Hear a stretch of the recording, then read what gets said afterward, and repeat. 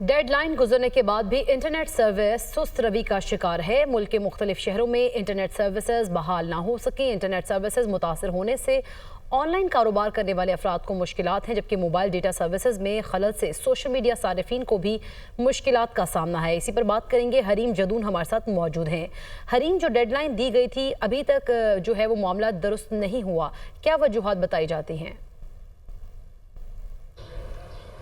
देखिए, इंटरनेट का जो मसला है वो पिछले 3 महीने से पाकिस्तान में चल रहा है। पीटीआई की जानिब से आए दिन तारीख पे तारीख इस हवाले से दी जाती है।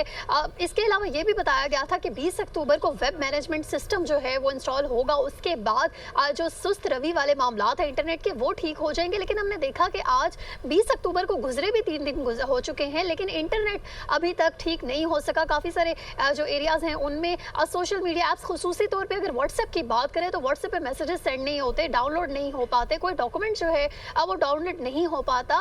तमाम जो सारिफीन है वो वीपीएन का इस्तेमाल करने पे मजबूर है, और स्पेशली जो ऑनलाइन कारोबार करने वाले अफराद हैं या ऑनलाइन स्टडी करने वाले लोग हैं उनको बहुत ज़्यादा मुश्किलात का सामना करना पड़ रहा है। इसके अलावा जब पीटीआई से बात होती है तो ये फिर एक नई तारीख दे दी जाती है। आज अभी सब सुबह हमारी पीटीआई के कुछ जराये से बात हुई तो उन्होंने अक्टूबर के आखिर के दिनों की तारीख जो है वो एक नई दे दी है, लेकिन अभी तक इस हवाले से कुछ भी क्लियर नहीं किया जा रहा कि इंटरनेट को कब ठीक किया जाएगा। आखिर वो कौन सी वॉल्स जो है वो लगाई जाएंगी, उसके बाद इंटरनेट जो है वो बहाल हो सकेगा। अभी फिलहाल इंटरनेट किसी भी एरिया में मुकम्मल तौर पर बहाल नहीं हो सका। ठीक है, पाकिस्तान टेलीकम्युनिकेशन अथॉरिटी की जानिब से एक नई तारीख दे दी गई है। हरीम आगाह कर रही थी, आपका शुक्रिया।